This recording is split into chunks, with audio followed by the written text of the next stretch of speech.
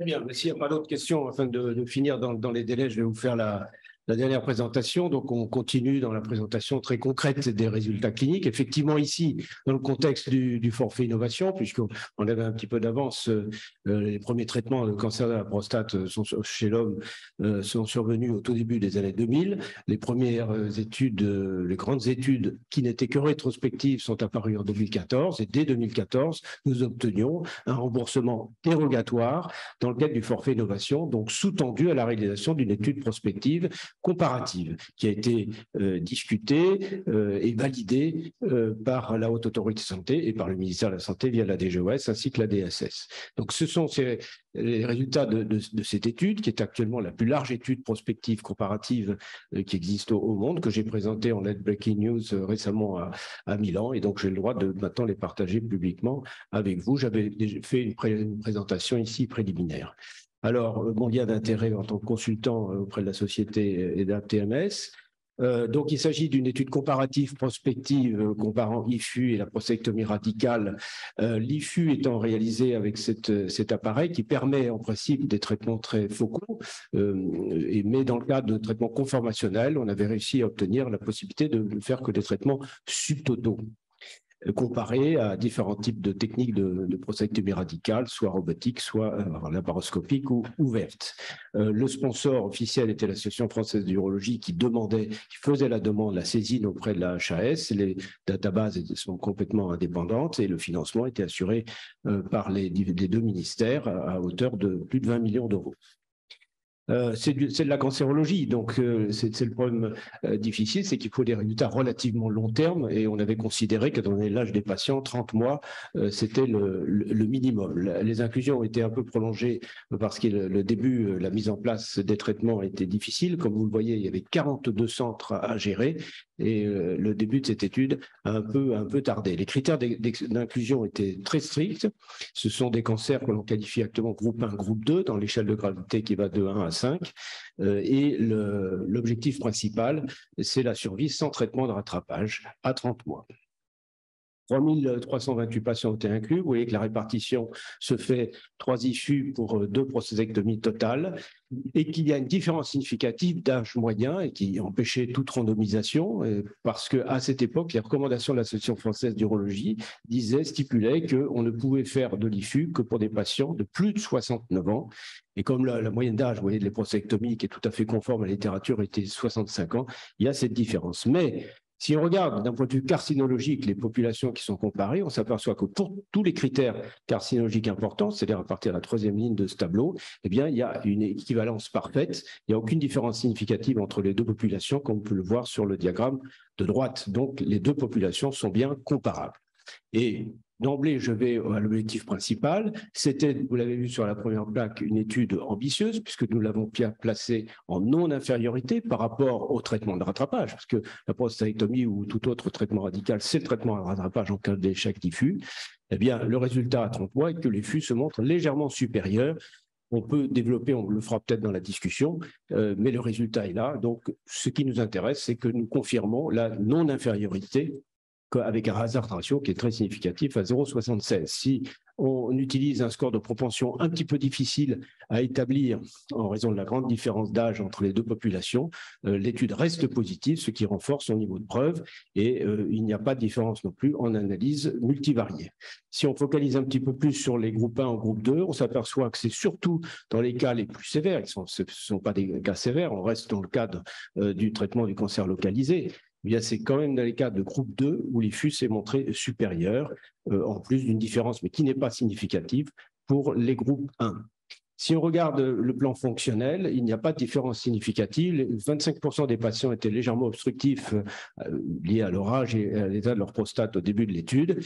Et à la fin de l'étude, ils sont même, comme vous le voyez à droite, en bas à droite, légèrement améliorés du fait des interventions qui ont été pratiquées sans différence non plus au niveau de la qualité de vie, qui est excellente, la qualité de vie mictionnelle. En termes d'incontinence urinaire, on cherchait un avantage pour l'IFU, qui est moins agressive sur la zone sphinctérienne que ne l'est la prostatectomie totale. Sur tous les patients, quel que soit leur âge, Vous voyez qu'à baseline, ils sont un peu moins continents dans le bras IFU, et c'est bien normal puisqu'on a près de 10 ans d'espérance de vie d'écart. Et à droite, après traitement, on s'aperçoit que si on s'intéresse au groupe de patients entre 70 et 74 ans, il y a un net avantage en faveur de l'IFU. De la même façon, en termes de fonction érectile, et qui, vous le savez, est un des gros soucis de l'intervention de prostatectomie totale, surtout chez les patients âgés, eh bien, vous voyez qu'à droite, toujours dans les sous-groupes de 70-74 ans, jusqu'à 45% des patients conservent une fonction sexuelle versus un nombre plus faible et significativement plus faible si on compare les deltas entre les deux groupes pour la prostatectomie totale de façon significative. En termes de qualité de vie, on s'aperçoit que dans les deux groupes, la qualité de vie après traitement est élevée et il n'y a pas de différence significative, encore une fois, avec une différence quand même de 10 ans entre les deux bras, ce qui est notable. Pour la tolérance, je fais court. Si on regarde les claviens-nido de grade supérieur à 3, donc ceux qui ont nécessité des interventions chirurgicales, il n'y a pas de différence significative entre les deux bras.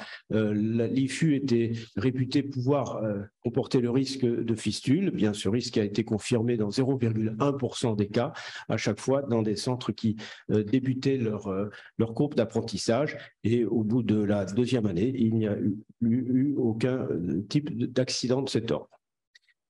En conclusion, il y a donc apparemment au minimum une non-infériorité, un léger bénéfice en faveur des ultrasons, également un bénéfice en termes de continence et de fonction érectile.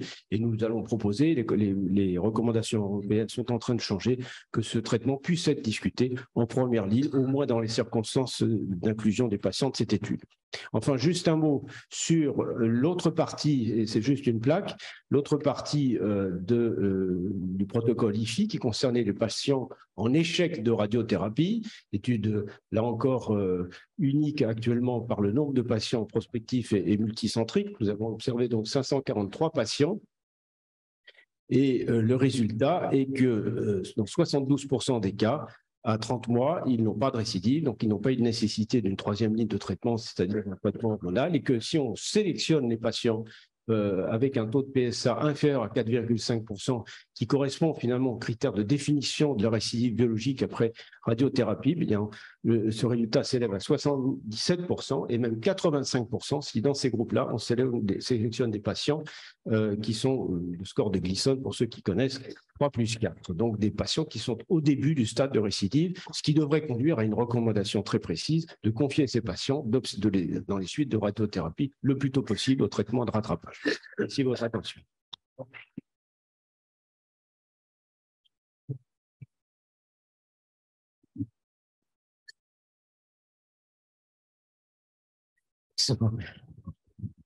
Des questions? Le dépistage de la récidive, ça peut être gêné par le traitement par ultrason, ces zones fibreuses, hyper échogènes, est-ce que ça peut gêner? Alors, donc la récidive, le dépistage va se faire sur le dosage du PSA essentiellement, et à l'imagerie, on peut voir apparaître. En général, ça ne peut pas récidiver dans le champ précis du tir, comme tu le sais, cette partie-là est dépourvue de glandes, c'est complètement nécrosé. En fait, il peut y avoir des récidives à la marge, donc j'ai parlé de 70%, donc on peut voir apparaître également une autre lésion dans la partie non traitée. Tout le problème, c'est l'interprétation du PSA. Et il n'y a pas de critères spécifiques, de critères biologiques spécifiques, biologiques, donc concernant la récidive après IFU. Donc il faut savoir interpréter le taux de PSA. Donc on utilise par défaut actuellement le critère de Phoenix, qui est le critère radiothérapique. En réalité, il ne s'avère pas intéressant. Beaucoup plus important est la cinétique et la densité de PSA, c'est-à-dire qu'on mesure le volume prostatique après traitement et on rapporte donc le taux de PSA par rapport au volume traité sur volume mesuré. Voilà, ça c'est aussi un troisième critère que l'on utilise. Est-ce qu'il y a... Oui, non, juste une remarque. Cette étude est intéressante, non seulement par les résultats et puis par la quantité de mise, mais quand on voit ça mis au total, on a les résultats donc en 2023. L'étude a démarré en 2015 et l'étude a démarré en 2015, mais ça faisait déjà 3-4 ans qu'on se battait pour que cette étude démarre. Et donc, ça fait quasiment 10 ans pour avoir des réponses aux questions qu'on se pose. Et là, je fais référence, là encore, au registre. Quand on compare ce que nous avait montré Katz à l'Académie de chirurgie ou pour des pathologies coronaires, entre une étude randomisée et un registre, le registre en 2 fois moins de temps a donné le même résultat que l'étude randomisée, ça prouve bien qu'il faut que les médecins, les chirurgiens et les administratifs changent complètement leur optique sur l'évaluation des nouvelles thérapeutiques. Parce que sinon, mettre 10 ans pour répondre à une question, alors par chance, le cancer de la prostate, il évolue relativement lentement. Mais enfin, ça devient impossible. Là, on a un petit peu cumulé les difficultés. D'abord, c'était une indication carcinologique, donc il faut un minimum de recul, et même un recul très, très significatif. Puis la multiplicité des centres qui était dans l'esprit du forfait innovation, parce que ça nous a permis, entre guillemets, d'inonder le territoire national de cet accès au traitement, auquel, évidemment, les collègues ont bien répondu. Alors, Patrick Coloby lève la main, et j'en profite pour dire que vous l'avez dû voir au nombre des auteurs qu'il était mon compère, et donc le co-investigateur principal de cette étude avec moi. Cette étude est aussi intéressante sur la partie du bras comparateur, puisque c'est le premier registre prospectif finalement de la prostatectomie totale en vraie vie, sur 42 centres, toute la France, des centres hospitaliers, hospitaliers universitaires, libéraux, après près de 1400 patients inclus, et ça n'existe nulle part ailleurs. Alors ça existe, enfin il y a eu des études prospectives américaines, c'était la première étude en France, c'est la première qui était demandée depuis déjà un certain nombre d'années, surtout en matière de qualité de vie en vie réelle, comme tu le viens de dire, et ça nous a permis d'observer en vie réelle d'abord les résultats, les marges positives, ce qu'on appelle nous les marges positives après exérèse, et les réactions des collègues face à ces marges positives qui sont c'est très intéressant, c'est très conforme à ce qu'on peut dire actuellement dans la littérature internationale, ce qui renforce la comparabilité des deux bras et la valeur en termes de comparateur du bras prostatectomie, et ce qui est très intéressant pour nous, évidemment. Oui, Hubert? Oui, félicitations pour cette remarquable étude. Et tu as été assez modeste, je crois, sur les efforts entrepris depuis le début, tous là, que vous étiez pour mener cette étude. Mais ma question, c'est sur le plan pratique. Donc, dans le bras AIFU, le patient, il est traité un peu comme pour l'endométriose, c'est-à-dire une durée d'hospitalisation courte. La médiane, c'est 1 jour. Et en plus, ça dépend des habitudes, des équipements, comme ça a été expliqué tout à l'heure, des disponibilités de salles. Ça peut très bien se faire en ambulatoire. Voilà, une prise en charge beaucoup plus légère que la chirurgie. Ah oui. D'accord. Ok. Les troubles érectiles, les troubles de la continence, s'explique quoi? Par la brûlure de la coque périphérique de la prostate? Absolument. Et ce qui on était assez surpris de voir, pour ne pas rentrer là dans tous les détails, il y a 1 million de data là-dedans. On a au moins 10 publications à prévoir. Mais c'est intéressant de voir, on ne s'y attendait pas, de voir qu'en fait, même à 60, alors ils avaient entre 70 et 74 ans en inclusion, c'est-à-dire qu'à 30 mois, ils ont 2 ans de plus. À cet âge-là, ça compte beaucoup pour les réductions. Et bien, on s'aperçoit qu'on savait qu'il y avait une chute. Dans toutes les études, il y a une chute à 3 mois de la qualité des érections, et puis après, ça remonte. Et en général, ces études s'arrêtent à 12 mois, parce que c'est le moment où, justement, on peut observer les conséquences fonctionnelles, et puis le vieillissement prend le dessus parfois. Et bien là, non, l'amélioration, c'est très nettement continué chez les patients IFU entre 12 mois et 30 mois. Et ça, c'est intéressant. Donc, il y a une forme de récupération. Et c'est difficile de qualifier histologiquement l'agression, de répondre précisément, parce qu'il faut pouvoir l'observer.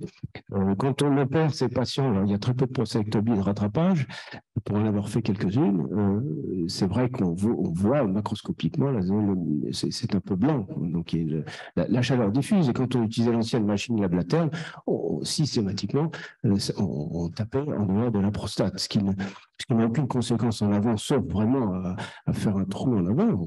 C'est vrai que bon, les ultrasons font des lésions qui sont prédéfinies, on l'a vu tout à l'heure, et donc si on met trop d'intensité sur la zone antérieure, alors là aussi il y a plein de détails techniques, mais il est arrivé d'avoir des fistules antérieures, ce qu'on appelle des symphysies pubiennes, et ça a pu arriver. Alors pour les bandelettes neurovasculaires où passent les nerfs érecteurs, oui, c'est une chaleur qui entraîne un certain degré de fibrose.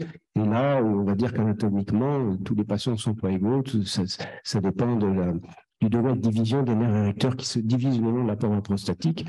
Et de ce côté-là, il y a chez certains patients plus de fragilité.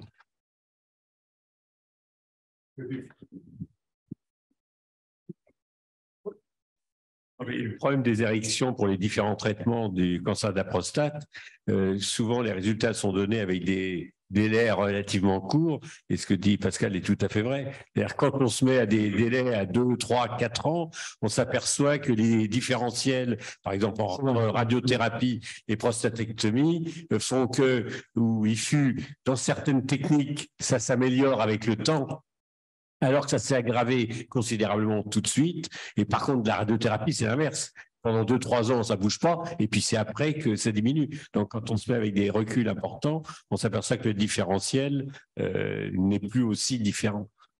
Merci. Je vais passer la parole à Cyril Lafont pour qu'il conclue cette session avant moi.